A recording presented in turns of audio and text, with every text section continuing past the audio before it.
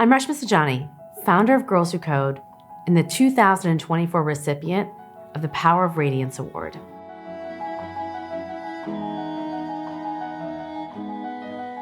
I always say I'm like a weird person to have started a movement to teach girls to code because I wasn't a coder.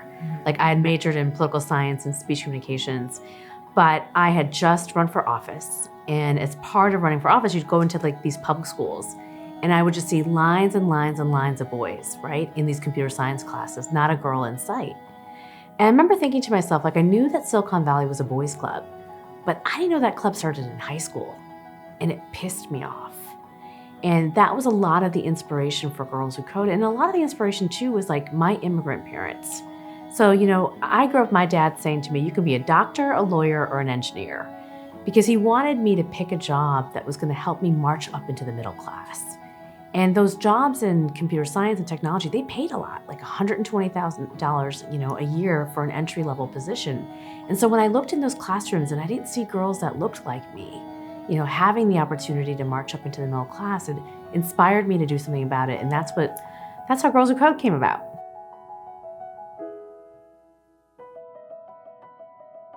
I think it really begins being the daughter of refugees. My parents came to this country in 1973.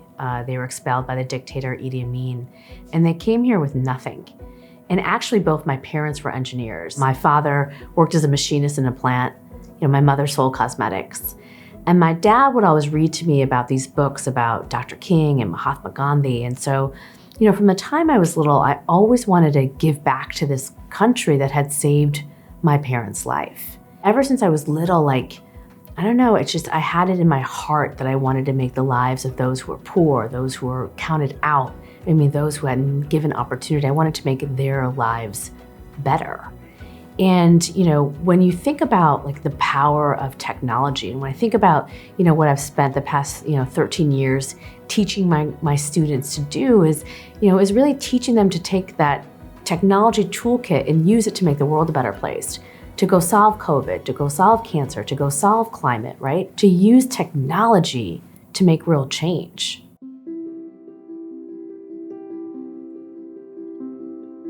I think some of the challenges are that we push girls out of being excellent. When you think about computer science, the world's first programmer was a woman. In the 1980s, if you walked into any gaming camp in America, it would have been half boys and half girls. But then the personal computer came out. And it was very much targeted as a toy for boys. And we turned girls off. We had Barbie dolls that said, I hate math, let's go shopping instead. You turned on any movie about programmers and it would be like a dude. And you cannot be what you cannot see.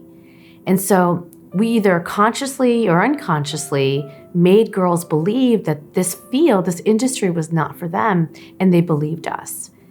And because of that, we've lost the innovation of women, of people of color, which are so critical, right, to solving the problems that we just talked about earlier. And so Girls Who Code was built to really meet girls where they're at. Girls are not inspired to regurgitate, dense computing language. They want to make the world a better place. The vast majority of girls see that their mother's obese or their brother's dyslexic or their father's dying of cancer, and they say, I want to do something about that. So if you can show them how technology can actually help you do that, be a change maker, you can inspire millions of girls to code. If I walked into a group of teen girls 15 years ago and I said, do you want to learn how to code? They'd be like, yeah, no. They didn't think that coding was interesting, it was for them. But now, we've completely shifted culture. Right? And I joke, you go on Netflix today and you watch any cool teen movie, which I watch all of them, right? And the teen protagonist is like this cool teen coder, right? You go on TikTok today and the trending term is women in tech. It is cool to be a girl who codes. And Girls Who Code intentionally did that through, Super Bowl ads and campaigns and, collaborations with Doja Cat to Lizzo. We made coding cool, because we knew that disruption of culture was critical.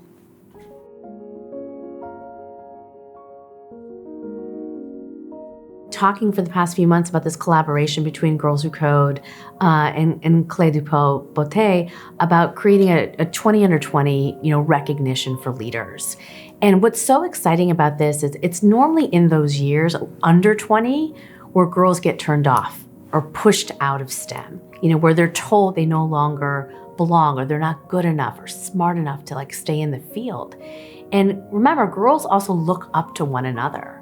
So, having a slate of leaders and recognizing girls in our community that other girls can look up to, that are under 20, is just a powerful way to continue to build the sisterhood and then continue to build the need for role models and affirmation. You have a 13-year-old looking at this incredible leader that's under 20 that she can relate to and say, wow, she can do that, she can build that, I can too.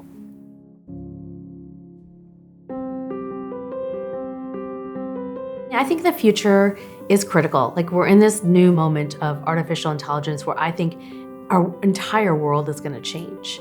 And even right now, there's a gender gap in those that are using ChatGPT. I think 38% of girls have used, ChatGPT compared to 45% of boys.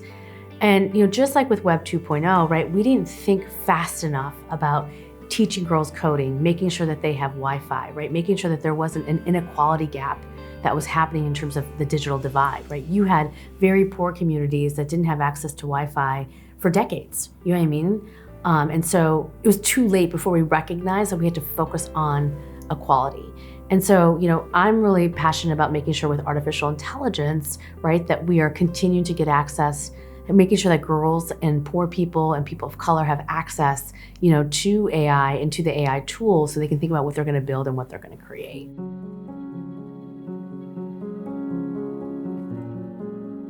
I feel very blessed that I feel like God has put me on this earth to do a specific thing.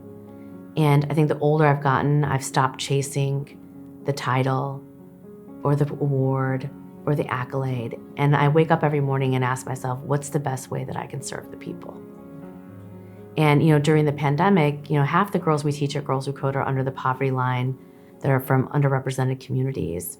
And, I saw so many of them that were on their way to major in computer science, oftentimes the first person in their family to go to college.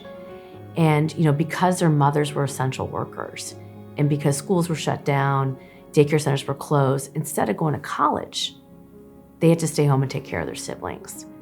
And you saw how this generational cycle of poverty, especially in communities of color, happens.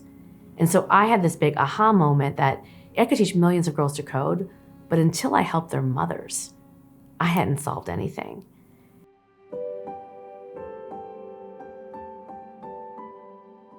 The future is getting to gender equality, period. And the thing is that we've made so much change in such a little, a small period of time. 26% of those that are in the computing workforce are women. You have to remember, we start with girls in 3rd grade.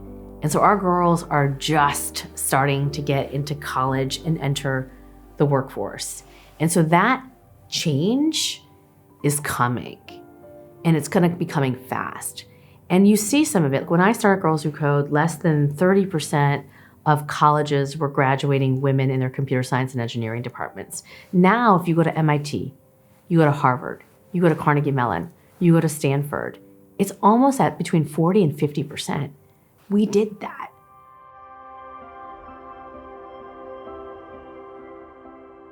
I think women and girls are under attack across the world. And I think that there's a lack of investment in girls' education and access to teaching girls how to computer program or getting access to understanding artificial intelligence. I think Girls Who Code's work has been so important, so powerful, because in many ways, it's like we can lead the way in showing kind of what works from both a cultural change perspective and a curriculum perspective. The other thing at Girls Who Code is we open source our curriculum. And so anybody across the world, has access to it. And we know that gender inequality in STEM and in technology is something that we see across Asia, in Japan, in China, in India. What's interesting about it is it starts at different stages, right? And there's different levels and importance of intervention in different stages. Well, for example, in India, you might see actually more parity of women in engineering degrees but where the dropout happens is often when women get married. And so some of that intervention is happening, quite frankly, with mothers-in-laws to get them to kind of, again, get comfortable with their daughter-in-law staying in the workforce.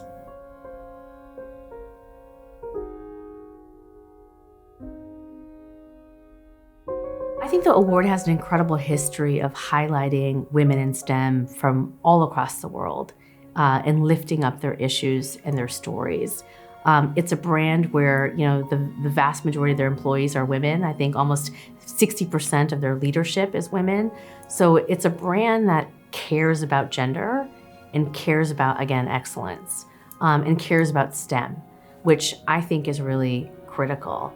Again, like I said, I think we're at this really transformational moment when it comes to technology. And so we want to inspire girls across the world to be technologists and to go into STEM. And so I think Clé de Peau Beauté, taking on this issue and this partnership with Girls Who Code and saying, we are going to help lead the way in inspiring millions of girls to go into STEM is so powerful.